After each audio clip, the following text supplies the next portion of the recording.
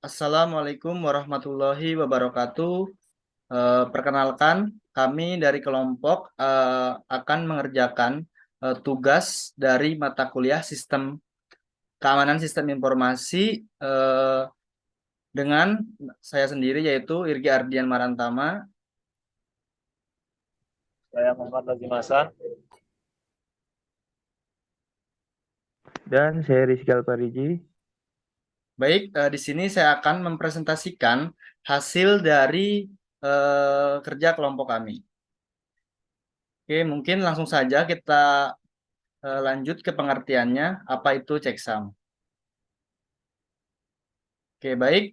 Checksum atau hasam adalah suatu data dengan ukuran tetap fixed set datum yang dihitung dari suatu blok data digital dengan tujuan untuk mendeteksi kesalahan yang mungkin terjadi pada saat proses transmisi atau penyimpanannya.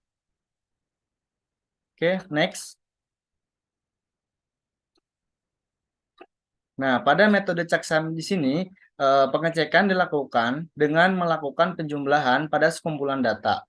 Kemudian, akan mengkomplement jumlah data tersebut, sehingga hasil dari komplement checksum ditambahkan pada data sebuah karakter. Nah, pada receiver nantinya akan dihitung ulang dengan checksumnya, sehingga dilakukan perbandingan antara nilai atau jumlah data yang dikirimkan dengan checksum. Jika terjadi perbedaan suatu nilai antara nilai A dan B misalnya, maka terjadi kesalahan atau error dalam pengiriman datanya. Oke, next. Selanjutnya yaitu di sini menggunakan metode MD5. Nah, jadi pada MD5 ini merupakan fungsi khas atau satu arah yang dibuat oleh round revice. Algoritma ini dapat menerima pesan dengan ukuran sembarang dan menghasilkan message diges dengan sepanjang 128 bit. Secara umum, MD5 menggunakan metode Merkle-Damgard dalam pembuatan message digesnya. Nah, pada Merkle-Damgard merupakan metode untuk membuat fungsi khas kriptografis yang bersifat resisten terhadap kolisi. Oke, next. Oke, nah di sini terdapat langkah-langkah di mana dalam melakukan suatu checksum pada MD5, di mana yang pertama ada penambahan bit-bit penganjal, di mana pesan terlebih dahulu ditambahkan sejumlah bit penganjal. Sedemikian sehingga panjang bit pesan kongruen dengan 448 atau mod 512. Bit pengganjal ini merupakan sekumpulan bit yang diawali dengan bit 1, diikuti dengan bit 0, panjang bit pengganjal ini sampai antara 1 sampai 512. Yang kedua, menambah bit nilai panjang pesan, di mana pesan akan diberi bit-bit pengganjal yang mempunyai sisa 64 bit untuk menjadi bit sepanjang kelipatan 512. Sisa 64 bit digunakan untuk menyatakan panjang pesan semula. Jika pesan lebih dari 2, maka 64 lebih dari 2, maka 64 diambil panjang hasil dari modulo 2 pangkat 64. Yang ketiga, inisiasi penyangga pada MD. Yang dimaksud merupakan inisialisasi vektor. MD5 menggunakan 4 buah penyangga berukuran 32 bit. Total panjangnya yaitu 128 bit penyangga. Nah, keempat penyangga tersebut menjadi hasil antara hasil akhir message diges, di mana keempat penyangga tersebut akan dilihat. Di mana nih, pada gambar tabel yang pertama, penyangga MD5 yaitu terdapat 4 nilai yaitu A, B, C, D dengan nilai 0, X67, 0X IF, 0X 98 pada C dan D 0X 1032. Oke, next. Nah, selanjutnya itu pesan diolah oleh blok berukuran 512 bit. Blok pesan yang diolah akan menghasilkan penyangga antara dengan panjang 128 bit. Fungsi pada MD5 akan menerima 4 penyangga seperti tabel tadi, yaitu ABCD, dan subpesannya yaitu M dengan fungsi F terdiri dari 4 putaran, di mana setiap putaran mempunyai 16 kali operasi dasar. Operasi dasar tersebut diantaranya adalah fungsi F, penjumlahan modulo 2, dan circular left 32 sweep. Sip. Oke, mungkin sekian presentasi saya. Akan dilanjutkan kepada teman saya, yaitu Muhammad Lajim Hasan. Baik, selanjutnya ada algoritma SHA1, di mana ini merupakan fungsi khas satu arah yang juga digunakan metode Merkle-Demgard dalam pembuatan method disgression. Perbedaan dasar antara SHA1 dan MD5 itu ada pada panjang nilai hash yang dihasilkan. Nah, untuk SHA1 menghasilkan message disgression panjang 90 bit, di mana SHA1 menggunakan 50 penyangga, sedangkan yang MD5 tadi hanya menggunakan 4 penyangga. Oke, selanjutnya itu ada cara kerjanya, yaitu yang pertama, penambahan bit-bit pengganjal yang prosesnya sama seperti MD5. Lalu yang kedua, penambahan bit nilai panjang pesan yang diprosesnya sama seperti MD5. Lalu yang ketiga, inisiasi penyangga SHA1 menggunakan 5 penyangga. Nah, ini ada gambar dari nilai-nilai tersebut. Lalu yang keempat, pesan diolah pada blok berukuran 512 bit. Blok pesan yang diolah akan menghasilkan penyangga antara dengan panjang 160 bit. Fungsi F pada SHA1 akan menerima 5 penyangga, yaitu A, B, C, D, dan E. Dan subpesan yaitu dengan variabel W. Fungsi F terdiri dari 4 putaran. T di mana putaran yang 20 kali operasi dasar. Operasi dasar tersebut diantaranya adalah fungsi F. Penjumlahan modulo 2 dan circular left 32 C. Lalu yang selanjutnya ini ada algoritma SHA256. Yaitu dapat digunakan untuk menghitung nilai message disguise dari sebuah pesan, di mana pesan tersebut memiliki panjang maksimum 2 pangkat 64 bit. Algoritma ini menggunakan sebuah message schedule yang terdiri dari 64 variabel 32 bit dan variabel penyimpanan nilai hash 8 word 32 bit. Hasil akhir dari algoritma SHA26 ini adalah sebuah message disguise sepanjang 256 bit. Lalu untuk cara kerja SHA26 ini yaitu dengan cara mengubah pesan masukan ke dalam message disguise 256 bit. Berdasarkan secure hash signature standar, pesan masukan yang dimasukkan panjangnya lebih pendek dari 2 pangkat 64 bit. Harus dioperasikan oleh 512 bit dalam kelompok dan menjadi sebuah message disguise 256 bit. Oke, mungkin untuk presentasinya sekian. Lalu selanjutnya akan dilanjutkan untuk demonstrasi oleh Rizky Albar ini. Baik. Mungkin Irgi bisa share screen untuk percobaannya.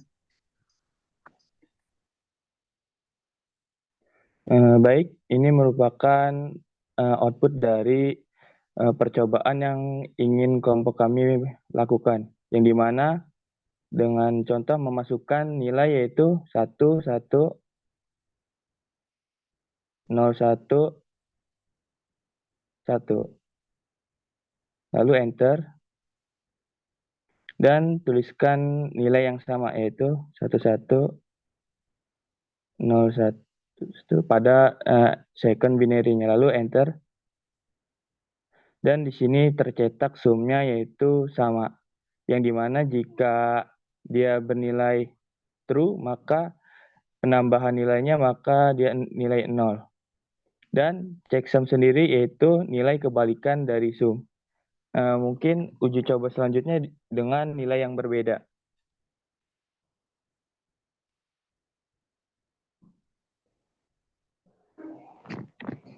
Satu,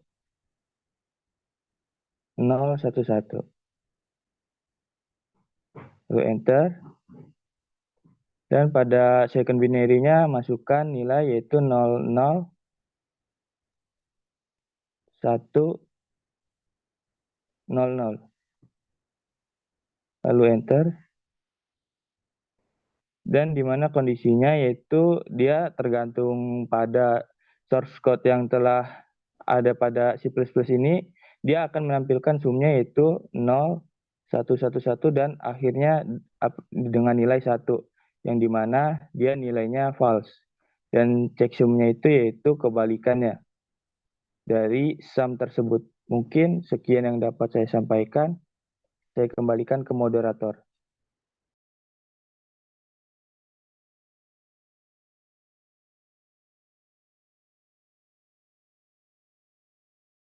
Mungkin sekian presentasi yang dapat kami sampaikan. Apakah teman-teman dari kelompok lain ada yang ingin bertanya? Jika ada pertanyaan, kami persilahkan. Boleh saya bertanya? Silakan. Silakan. Ya. Tadi kan dijelaskan ya bahwa hasil checksum itu kebalikannya dari sum. Nah, kenapa hasil checksum itu bisa dibilang kebalikannya dari sum? Oke, baik. Saya sharing dulu bentar. Oke, di sini kami membuat kenapa hasil dari checksum kebalikan dari checksum. Karena pada checksum di sini, di mana nilai dari checksum adalah kebalikan dari carry dan komplement. Nah, komplement di sini untuk membuat nilai checksumnya, di mana di sini terdapat perulangan. Jika kondisinya dia di sini perulangan I sama dengan 0, I kurang dari length, dan terdapat sini perulangan di mana kondisi if, di mana sum sama dengan sum pada I sama dengan 0, maka komplementnya dia akan bernilai 1. Selanjutnya di sini kondisinya itu ketika else, maka jika 0 di sini maka komplementnya akan 0. Jadi kebalikan dari sum ini, karena kebalikan dari checksum ini, dia akan menerima inputan pada komplement di sini terdapat. Nah, jika carry sama dengan 1, maka di sini carry-nya akan berubah menjadi 0, dan pada kondisi else-nya dia berubah menjadi 1. Mungkin sekian yang dapat saya apakah bisa dimengerti? Ya, sudah cukup jelas. Terima kasih. Baik, terima kasih.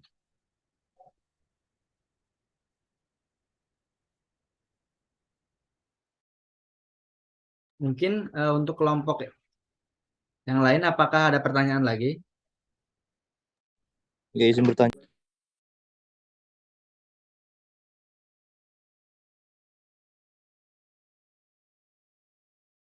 Izin bertanya, jadi nama saya Radia.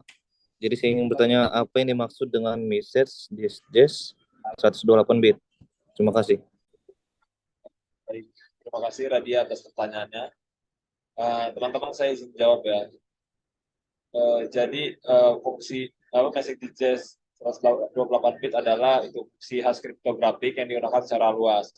Nah, 128 bit itu apanya? Yaitu 128 bit itu adalah nilai dari message digest tersebut.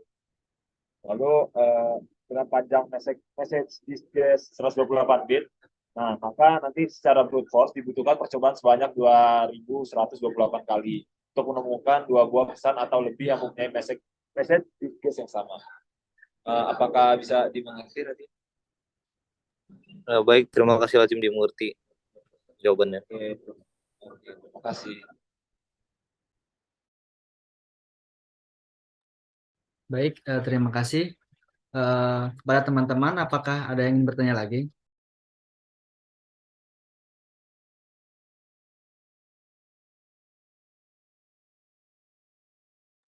Oke, baik.